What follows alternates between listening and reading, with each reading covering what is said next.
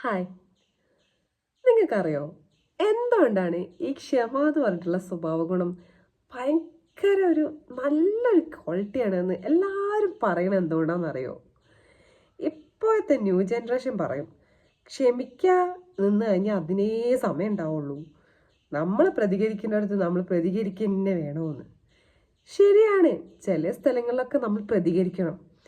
എന്നാൽ ചില സ്ഥലത്ത് നമ്മൾ ക്ഷമിച്ചു നോക്കിയാൽ ചിലപ്പം നമ്മൾ പ്രതികരിച്ചതിനേക്കാളും നല്ലൊരു പോസിറ്റീവ് ഇമ്പാക്റ്റാണ് നമുക്ക് ഉണ്ടാക്കാൻ പറ്റും. കാരണം ഈ ക്ഷമ എന്ന ഒരു ക്വാളിറ്റി അല്ലെങ്കിൽ ആ ഒരു സ്വഭാവം അത് എപ്പോഴും ഉണ്ടാക്കുന്നത് ഒരു പോസിറ്റീവ് സിറ്റുവേഷനാണ്, ഒരു പോസിറ്റീവ് എനർജിയാണ്. അതിന് കാരണം എന്താണെന്നറിയോ? നമ്മൾ ഈ ക്ഷമിക്കുക എന്ന ഒരു പ്രോസസ്സ് നടക്കുമ്പോൾ ഒരാൾ മറ്റൊരാളോട് ക്ഷമിക്കുകയാണല്ലോ. അതായത് രണ്ട് സിറ്റുവേഷൻ ഉണ്ട് അവിടെ, ഒരു നെഗറ്റീവ് സിറ്റുവേഷനും ഒരു പോസിറ്റീവ് സിറ്റുവേഷനും.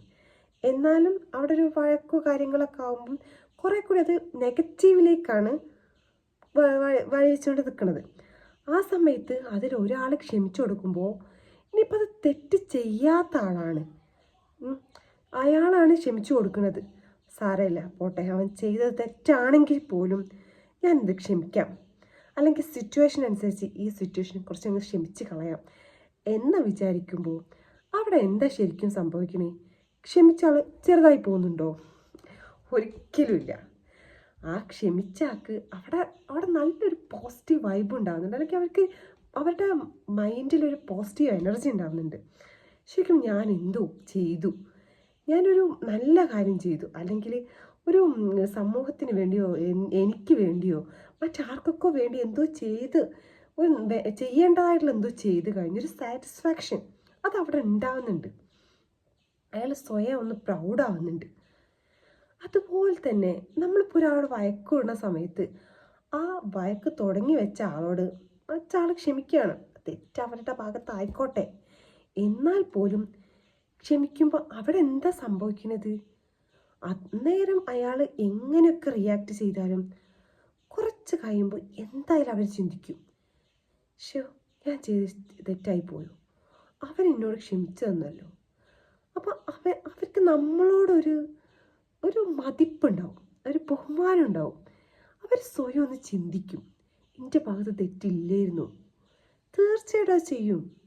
അവർ വിചാരിക്കും, ചിലപ്പോൾ നമ്മുടെ മുന്നിൽ അവർ പ്രകടിപ്പിക്കാൻ സാധ്യത കുറവാണ്. എന്നാൽ അവർ പറയും, ഉള്ളിൻ്റെ ഉള്ളിൽ അവർ പറയും, ഇനി അങ്ങനെ സിറ്റുവേഷൻ ഉണ്ടാവരുത്, ഉണ്ടായാലും ഞാൻ അവനെപ്പോലെ ആവണം, അതിനൊന്ന് ശ്രമിച്ചു നോക്കണമെന്ന്. ചുരുക്കി പറഞ്ഞാൽ രണ്ട് ഭാഗത്തും ഉണ്ടാവുന്നത് ഒരു പോസിറ്റീവ് എനർജി തന്നെയാണ്.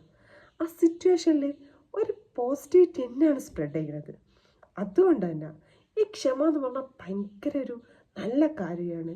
അത് നല്ലൊരു ക്വാളിറ്റി ഓഫ് ക്യാരക്ടറാണ് എന്ന് പറയുന്നത്. മാക്സിമം നമ്മൾ സിറ്റുവേഷനൊക്കെ നോക്കിയിട്ട് ക്ഷമിക്കാൻ പറ്റുന്നതാണെങ്കിൽ ക്ഷമിച്ചു കൊടുക്കുക. നമ്മൾ തോറ്റു പോവില്ല. പകരം നമ്മൾ അവർക്ക് മുന്നിലും ഈ സമൂഹത്തിന് മുന്നിലും ജയിക്കുക തന്നെ ചെയ്യുന്നുള്ളൂ.